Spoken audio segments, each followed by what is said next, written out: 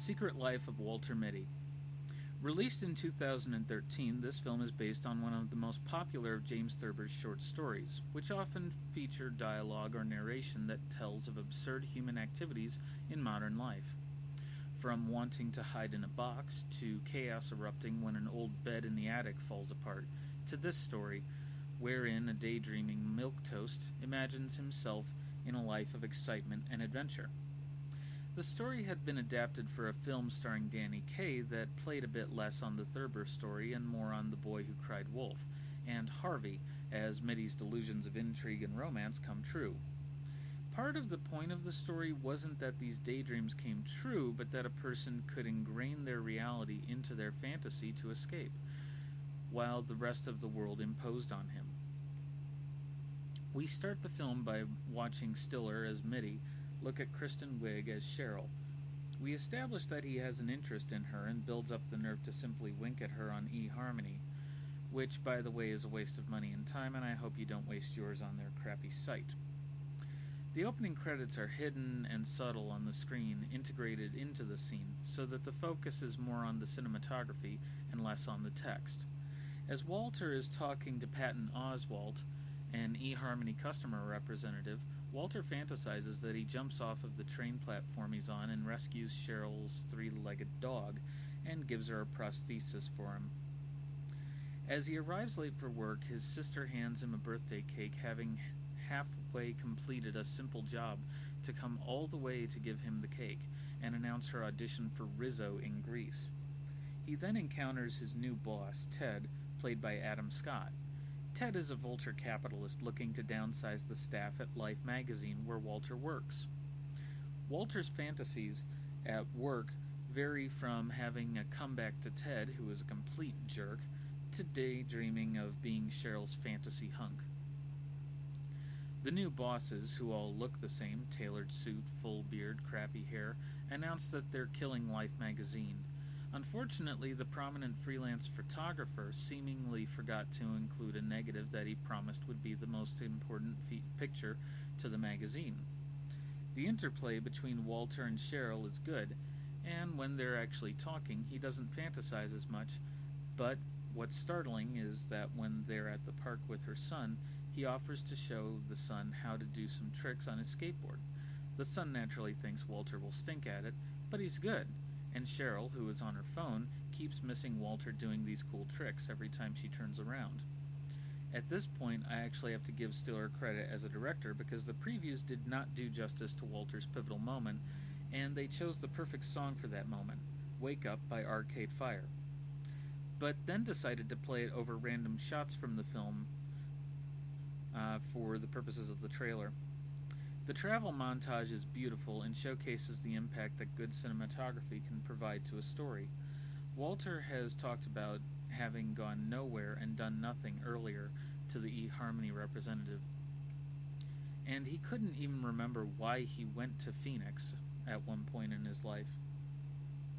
There's even a slight reference to the Matrix when he rents a car in Greenland, and in his quest to find the photographer and get the negative, he has a choice of a blue car or a red car, of the same make and model, and he takes the red car. This is part of his journey from daydreaming his adventures to waking up and living life, the very thing that he has needed to do. Earlier, we see that he got a wallet with the motto of Life magazine stamped inside.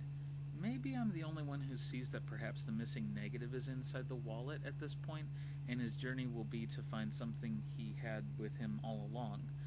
This would be too stale a metaphor for a film like this, and if that's what ends up happening, I'll be disappointed in Stiller. After stopping at a bar to see about how to trace the mail back to the photographer, he finds a pilot whose thumb was on the roll of film. He'll get a chance to find Sean, the photographer, but it means flying through a storm with a drunk pilot. It's then that he has a fantasy of Cheryl singing Major Tom by Ziggy Stardust, aka David Bowie, as a song about being brave and taking a chance. He makes a run for the copter as it's about to take off and gets aboard. He flies to a boat in one of the pictures that can lead him to Sean.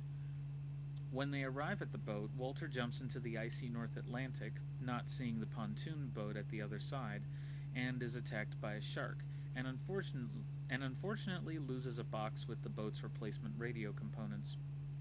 While aboard, he finds a photo shoot schedule wrapped around a piece of cake, coincidentally the same kind of cake that his mother makes. They go to Iceland to get replacement radio parts, and he has to cycle across Iceland to try to find Sean. While writing, the eHarmony phone rep calls him as he imagines Cheryl's face in a flock of birds. He crashes and ditches the bicycle he was riding, and exchanges his old Stretch Armstrong for a special skateboard. It turns out that the town is being evacuated due to volcanic activity. Noticing a long road to where Sean is, he makes counterweights on his hands from rocks and skates to the next town. He sees Sean on a plane, ready to take some snapshots, and makes it out of town just in time to avoid dying in the eruption. Having met a dead end, Walter flies back, where he is confronted about the missing picture, only to be fired. When he tries to explain why he doesn't have it, he goes to Cheryl to give her son the skateboard, only to find that she's gotten back with her ex-husband. Disappointed, he tosses the wallet into the trash at his mother's apartment. Finally, he notices that a mysterious picture is of his family's old piano. It turns out that Sean visited Walter's mother the week before, and she reveals that Sean was off to Afghanistan. He unpacks his old traveling pack to take on a journey to Afghanistan. There, he uses his mother's cake to travel safely through warlord-ruled territory.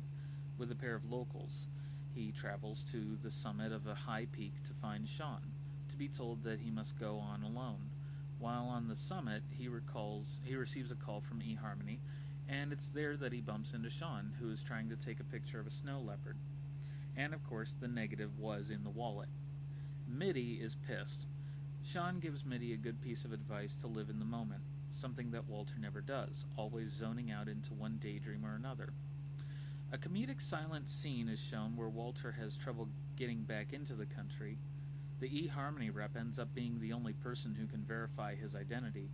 After a running scene of Walter examining his finances, it turns out he'll have to sell the family's piano, which was an earlier plot device.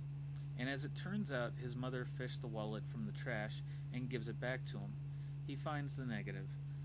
He returns, and in a pivotal scene stares down Ted and reveals that Ted didn't even know the company motto, finally telling him that he doesn't have to be such a dick with all that he is required to do. The new resume he posts sounds unbelievable, but it's true. Cheryl and her son, Richard, thank him for the skateboard. On the way to pick up their severance checks, Walter runs into Cheryl, and it turns out that she's still single. He asks her to see his sister in Greece, and she accepts. He confesses that at the scene with the helicopter, he imagined her singing Major Tom to him, and it spurred him to take action. Finally, after the big mystery of Cell 25, the picture that was to be the last cover of Life magazine, it turns out to be a picture of Walter, hard at work. And hand in hand, they walk into a dissolve. I actually wasn't expecting much from this film, and sadly, I found the film predictable in its twists, even depressing at the climax. Although this treatment does more justice to the Thurber story, it's not quite a perfect representation. They had to pad it out with a lot of artistic scenes in order to stretch a short story about a man daydreaming in his car while out for an afternoon with his wife as she runs errands. I will say that although Kristen Wiig does an okay job as Cheryl, she still plays it too much like Kristen Wiig. The stunted speech is just her way of delivering lines, delivering a few words at a time rather than delivering the lines like someone would actually say them. Admittedly, this is how Stiller tends to deliver his lines, so it plays well off of one another, but only to a fault. Scenes between Walter and Ted are awkward and unnatural. I understand the need to have a bad guy, but this film didn't feature the fantasies from Thurber's story, in which there would have been a perfect fit for a bad guy. Ted could have just been a jerk in Walter's fantasies and only a bane in his real life, giving Walter the confidence to face him down in the end. But really, I think that Stiller, as director, wanted to tell the story about getting out of one's head and experiencing the moments in life instead of simply daydreaming. It's revealed through the story that Walter had to start working to support his family when he was 17 by working at Papa John's. after the death of his father. This resulted in him giving up on his dreams as he worked from one job to the next, finally settling for the past 16 years in his job at Life. Since Life is no longer in publication, this film functions as an ode to the magazine. Walter is seen as a deadweight since both the medium for pictures and print is now digital. He can only sit back and watch as the magazine is made into an online format, all the employees are fired, and Ted sits pretty on his new digital life.